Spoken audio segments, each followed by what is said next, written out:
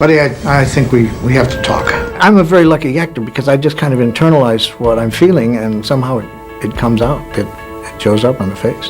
I've never studied it. I've never been to professional acting school. The one and only Mr. Bob Newhart! I guess life begins at 80.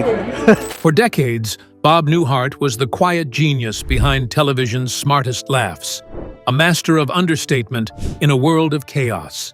But behind the legendary one-liners and buttoned-down charm was a man shaped by struggle, faith, and silent battles Hollywood never saw. Now, at 90 years old, Bob Newhart is finally opening up about the moments he never shared. The health scare that nearly ended him, the loyalty that cost him roles, the deep love that defined his life. This isn't just a career retrospective. It's a heartfelt reckoning. The truth, at last, comes from the man who made silence an art. Depression-era beginnings. Bob Newhart's story begins with uncertainty. Born on September 5, 1929, just weeks before the stock market crash that would plunge the United States into the Great Depression. While the world unraveled, the Newhart family held on tightly. His father's plumbing and heating business began to collapse, and before Bob could walk, his parents had already sold their car and scaled back their lives. That early instability planted something in Bob, not fear, but perspective. He grew up in Oak Park, Illinois, a Catholic suburb outside Chicago, where faith and humility were cornerstones of daily life. Bob was one of 4 children in a modest home where laughter was present, but frugality ruled. His mother and father weren't entertainers, but they were storytellers.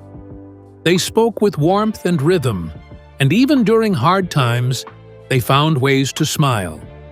That dry, understated humor would later become Bob's signature.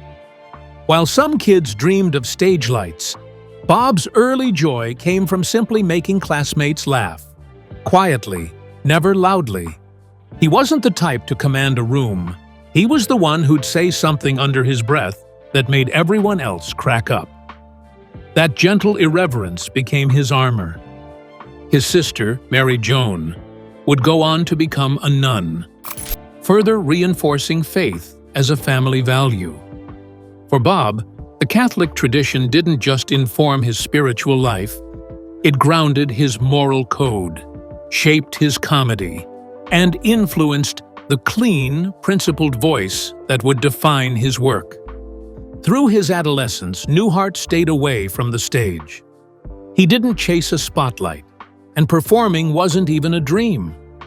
His humor was deeply observational, rooted in the absurdity of everyday life. The loss his family endured during the Depression taught him to look at the world with clear eyes, to see how strange, ironic, and often unintentionally funny life really was. That clarity stayed with him. It shaped his sensibilities not just as a comic, but as a man. From his earliest days, Bob wasn't interested in flash. He was interested in truth, delivered with a stammer, a pause, and a punchline that said more than any shout ever could.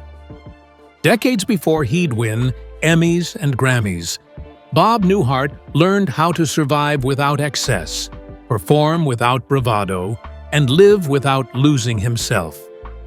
That Depression-era mindset never left him. It didn't make him bitter, it made him sharp, modest, and enduring. And as Hollywood would soon learn, that quiet voice would become one of its loudest legends.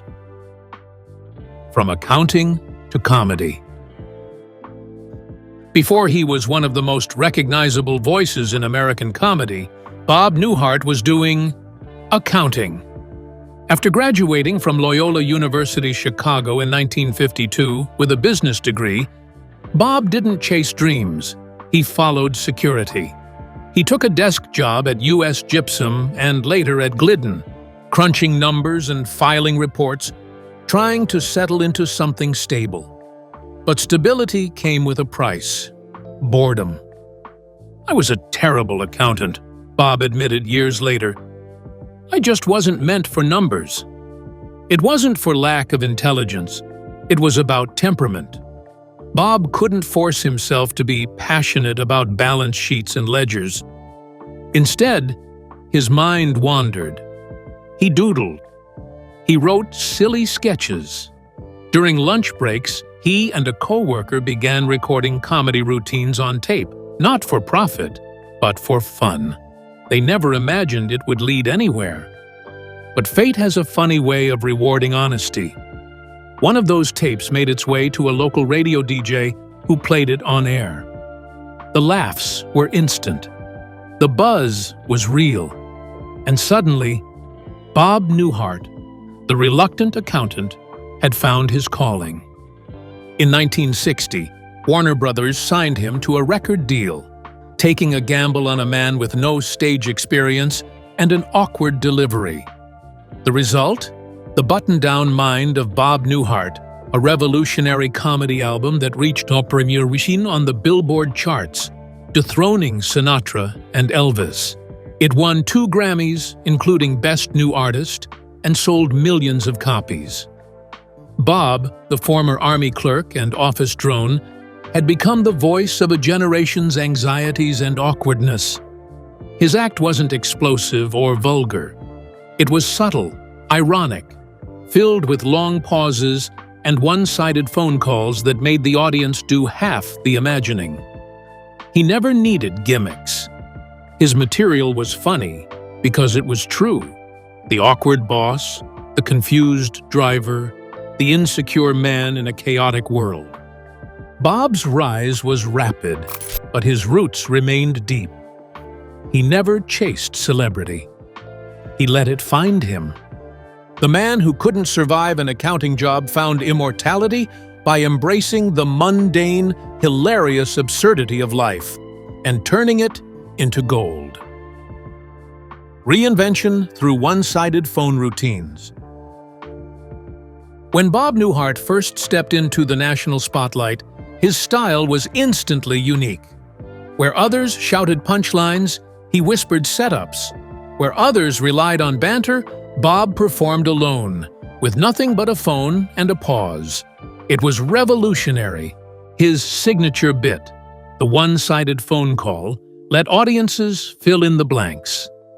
He'd play the nervous man on the line with a president, a psychiatrist, or a mobster, reacting to imagined absurdities. The laughs came not from what he said, but from what we imagined was being said to him. That was the fun, Bob later said. They were part of the joke. This style wasn't entirely new. He credited earlier inspirations like Shelley Berman, Nichols and May, and even Edison-era recordings like Cohen on the Telephone. But Bob made it his own. With his dry, stammering delivery, he became the everyman in a world too strange to fully grasp. And people loved it. The button-down mind of Bob Newhart became a cultural phenomenon. It was the first comedy album to hit #1 on the Billboard charts, and Bob's phone calls became legendary. He won Best Album and Best New Artist at the Grammys, a rarity for any comedian. His album outsold the Beatles, no small feat for a guy who sounded like your nervous uncle talking to the IRS. More than a gimmick, Bob's phone routines were reflections of the modern American psyche. Anxious, polite, overwhelmed. He wasn't just telling jokes, he was holding up a mirror to a society in motion, gently asking, "Isn't this all a little crazy?" His influence was vast. Comedians like Jerry Seinfeld, Steve Martin, and Conan O'Brien cite Bob as a foundational inspiration. He wasn't loud or crude. He didn't need to be. His power came from his restraint, from the awkward silences, from the invisible conversation. Bob Newhart didn't reinvent comedy by force. He refined it by precision. In a world full of noise, he carved out space for a quieter kind of laughter. the kind that lingers long after the punchline. Television trials and loyalty conflict. Following the breakout success of his comedy albums, television came calling. In 1961, NBC offered Bob his own variety show. He said yes, but soon regretted it. The format was loud, sketch-based, and fast-moving. It clashed with everything Bob was: understated, thoughtful, deliberate. Even though the show won a Peabody and an Emmy, Bob felt like a misfit in his own vehicle. Behind the scenes, a deeper conflict was brewing. NBC pressured him to drop broadcaster Dan Sorkin, a longtime collaborator and friend. Bob refused. He wasn't going to sacrifice loyalty for network approval. That decision likely cost him the show. The program was canceled mid-season. That cancellation was devastating, but it taught Bob something priceless. You can't fake your voice. Not for ratings, not for executives. If it doesn't feel right, it won't work. And so Bob stepped away for a while. But his loyalty, both to his friends and his craft, would define him going forward. When he returned to television later in the 1970s, he would do it his way, on his terms, with his voice intact. Classic sitcom successes. After early missteps in television, Bob Newhart returned a decade later, this time on his own terms.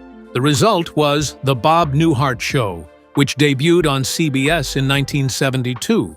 This time, he wasn't crammed into variety show sketches or forced into loud comedy bits. He played Dr. Robert Hartley, a Chicago psychologist who listened more than he spoke. The character was soft-spoken, witty, and filled with understated charm, just like Bob himself. The show became a slow-burn success. Critics praised its dry humor and realistic tone, and audiences connected with Bob's relatable presence. Unlike other sitcom leads who carried chaos, Bob was the eye of the storm, calm, thoughtful, often bewildered by the world around him. He received multiple Emmy nominations and a Golden Globe, but more importantly, the show left a permanent mark on American television. It proved that comedy didn't need to be frantic to be funny. It could be measured, smart, and gently absurd. But Bob wasn't done. In 1982, he returned with a new series, Newhart, where he played Dick Loudon, an author-turned-innkeeper in rural Vermont. This show leaned into quirk, surrounding Bob's rational straight man persona with a cast of delightfully strange characters, including the famously silent pair, Larry and his brother Daryl, and his other brother, Daryl. Newhart was a massive hit, running for 8 seasons and earning 25 Emmy nominations. Its final episode became one of the most celebrated in TV history, with a twist ending that revealed the entire show was a dream inside the Bob Newhart Show. That closing scene, with Bob waking up next to his former TV wife, was TV genius, crafted by Bob and his real-life wife, Ginny. Critics and fans hailed it as one of the best finales ever written. Together, these two shows made Bob Newhart a staple of American television, not because he chased attention, but because he understood timing, silence, and the everyday rhythms of human comedy. His sitcoms never relied on slapstick or vulgarity. They reflected Bob's core values: clean humor, thoughtful writing, and characters with heart. In an era of increasingly edgy television, Bob stuck to subtlety. And it worked. He wasn't the loudest in the room, but somehow Bob Newhart's voice carried farther than anyone else's. Film roles and voice work. While Bob Newhart became a household name through television and albums, his foray into film and animation added another dimension to his career. Unlike comedians who chased leading man roles, Bob took a different route, choosing versatility over vanity. He made his serious film debut in 1962's Hell is for Heroes, playing opposite Steve McQueen in a gritty World War II drama.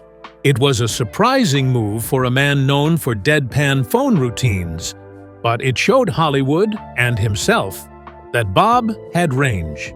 He could carry tension without losing that quiet comedic undercurrent. In 1970, he leaned into dark satire in Mike Nichols's Catch-22, playing the hilariously named Major, Major, Major. The film, based on Joseph Heller's novel, was chaotic and sharp, and Bob's calm absurdity fit perfectly in its universe. He didn't demand the spotlight, he sharpened it. Yet, his most enduring film role came not in live action, but in animation. In 1977, Bob voiced Bernard the Mouse in Disney's The Rescuers. Soft-spoken, lovable, and clumsy in all the right ways, Bernard was classic Newhart, the unlikely hero in a world gone strange. He reprised the role in the 1990 sequel The Rescuers Down Under, giving another generation of children their first taste of his quiet humor. Then, in 2003, Bob did what few actors could pull off. He reintroduced himself to a whole new generation in Elf. Playing Papa Elf, adoptive father to Will Ferrell's Buddy, Bob brought warmth and grounding to the whimsical Christmas tale. His scenes weren't flashy, but they were essential. They held the emotional weight. For kids, he became a gentle mentor. For parents, a nostalgic presence. Bob Newhart never became a blockbuster movie star. He didn't need to. His film and voice work showed something even rarer: staying power, flexibility, and charm that aged like fine wine. Whether sharing the screen with Hollywood legends or lending his voice to animated mice and elves, he made it all look effortless. And in doing so, he proved that you don't need to be loud to be legendary. You just need to be real. Health scare and lifestyle shift. In the mid-1980s, at the height of his television success, Bob Newhart faced a private but life-altering reckoning. After decades of heavy smoking, his body began to falter.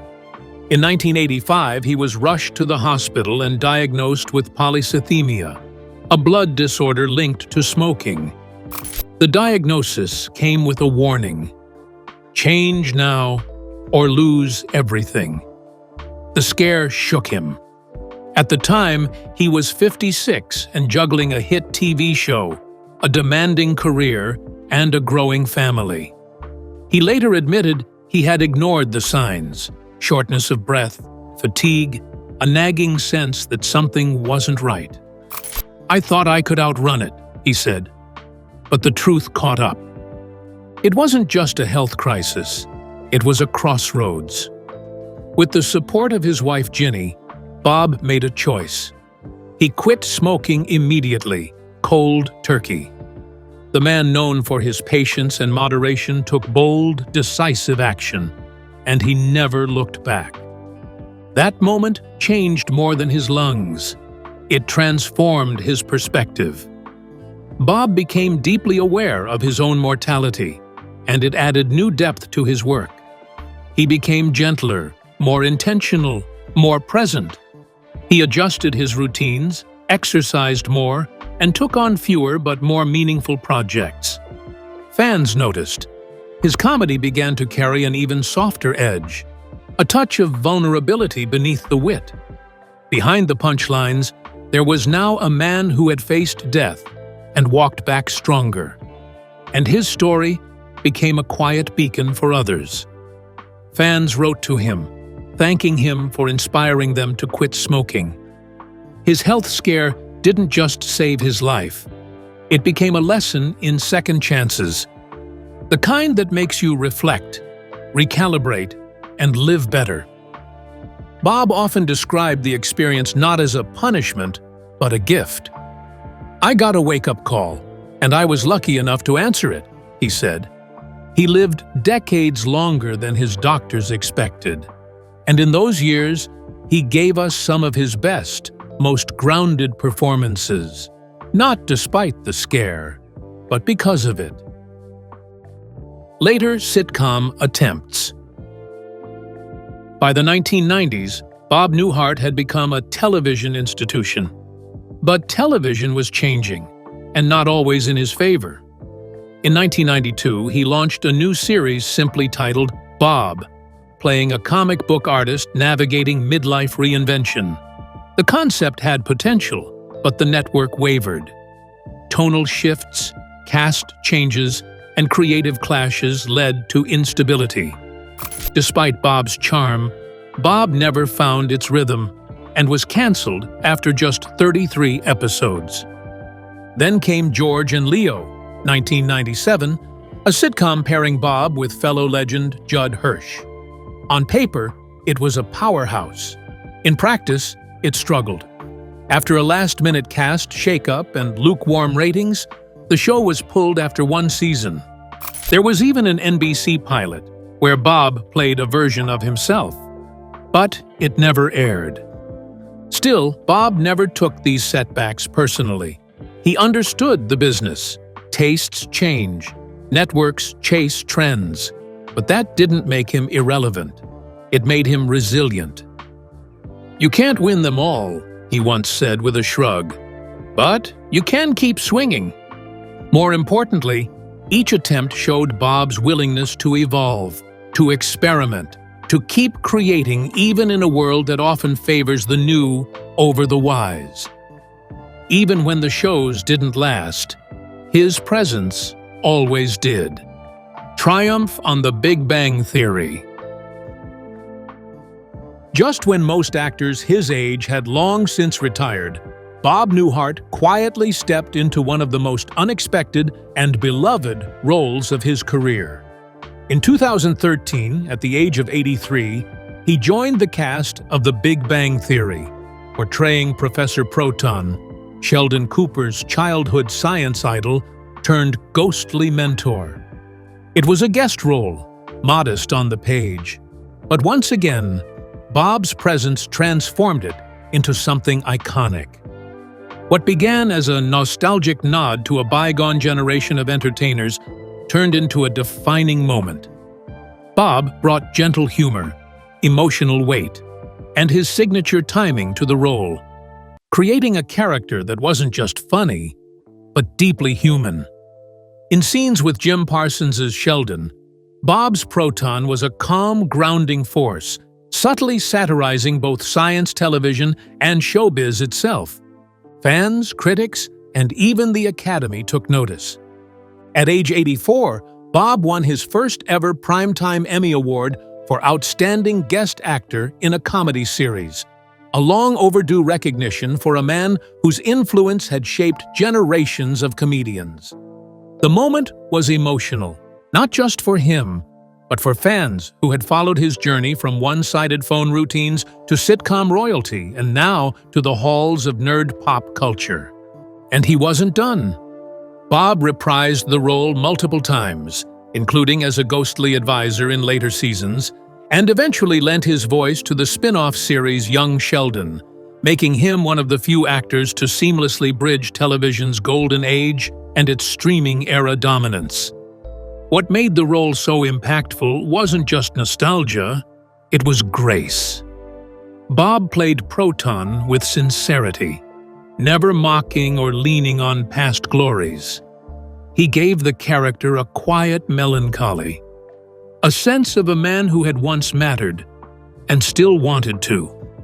And in doing so, Bob showed audiences that his talent hadn't dimmed. It had only deepened. For younger viewers who may have never seen The Bob Newhart Show or Newhart, Professor Proton became their first introduction to his brilliance. And for longtime fans, it was a poetic reminder that true talent doesn't expire, it evolves. In those late career moments, Bob Newhart didn't just return to television, he reclaimed it. Personal life and Hollywood rarity. In a town built on short-term flings and flash-in-the-pan romances, Bob Newhart and his wife Ginny were a Hollywood anomaly, a love story rooted in depth, loyalty, and laughter. Their story began not at a premiere or a party, but through a blind date arranged by Bob's friend, comedian Buddy Hackett. Hackett reportedly told Ginny, "I've got a guy for you. He's shy, but he's funny." Bob and Ginny married in January 1963, and what followed was one of the most enduring and private marriages in show business. For 60 years, they built a life away from tabloid headlines. 4 children, 10 grandchildren, vacations, family dinners, quiet faith. Their relationship became Bob's greatest role, not as a performer, but as a partner. He often credited Ginny with keeping him grounded, focused, and emotionally safe through the highs and lows of fame.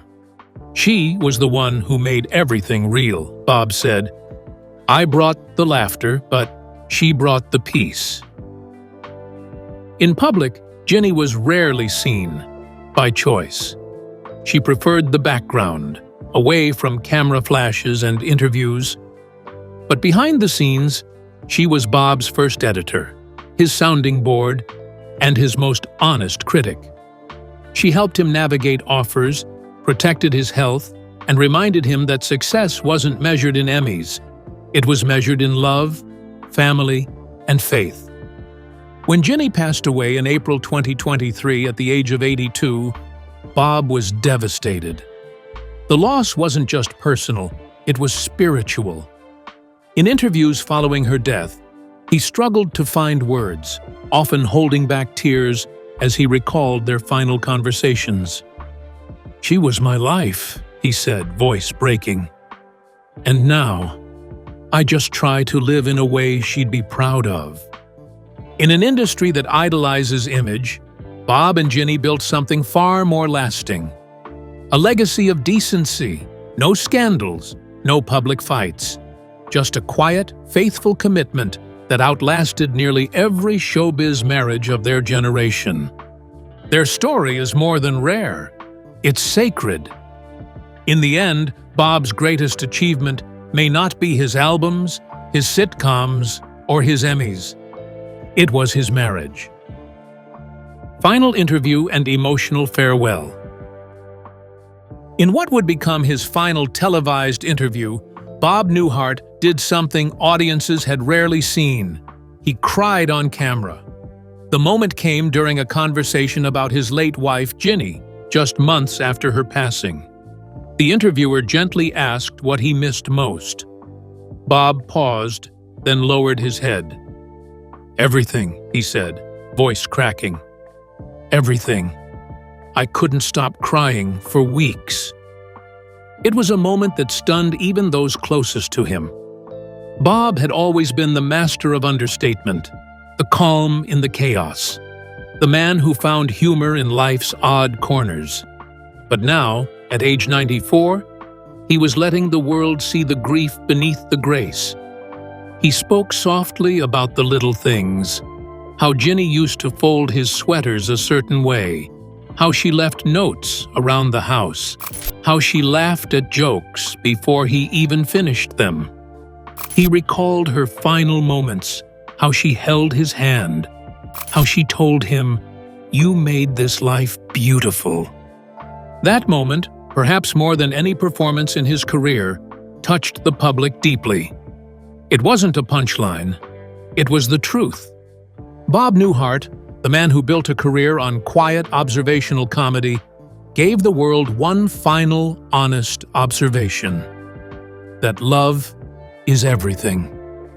The interview quickly went viral. Fans across generations sent messages, shared stories, and wept with him. What had once been a tribute to a comedy legend became something even greater. A shared collective farewell to an era built not on spectacle, but on sincerity. In the months that followed, Bob stepped further out of the public eye. He turned down interview requests. He stopped making appearances. Friends say he spends his time surrounded by family, in quiet reflection. And if that final interview was his last act, It was perfect. Not because it was rehearsed, but because it was real. In the end, Bob Newhart didn't just make people laugh. He made them feel seen. At 90, Bob Newhart leaves us not with a final joke, but with something deeper. A life lived quietly, honestly, and fully.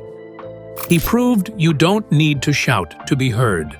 And now, with one final reflection, the man who made us laugh for generations reminds us what truly matters: love, humility, legacy.